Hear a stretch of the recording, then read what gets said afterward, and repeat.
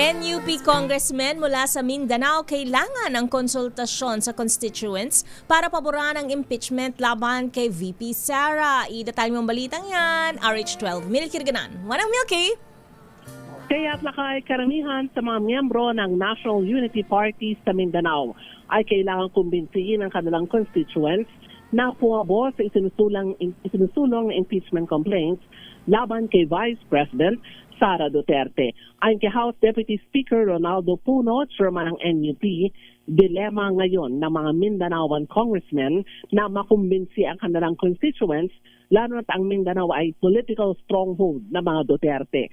Sabi ni Puno, magdaraos sila ng final consultation 5 araw bago pagbotohan sa plenaryo sa Lunes ang articles of impeachment kay VP Sara. Pagdating sa posisyon ng partido, sinabi ni Puno na 60% ng NUP bloc ang boboto ng yes sa impeachment.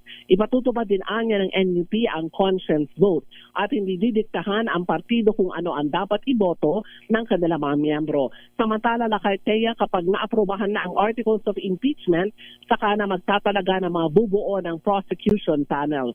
Ang preferred prosecutors, si Justice Chair Jervil Luistro, ay sina Manila Representative Joel Chua, Iloilo Representative Lawrence Defensor, Mamayang Liberal Party List Representative Leila De Lima, Akbayan Party List Representative Shel Jokno, Bukidnon Representative Keith Flores, One Rider Party List Representative Rog Gutierrez, Bicol Saro Party List Representative Terry Ridon, at San Juan Representative Bel Zamora. Samantala, inaasahan na madadagdagan pa ang listahan dahil noong 19 Congress, umabot sa 11 ang miyembro ng House Prosecution Team.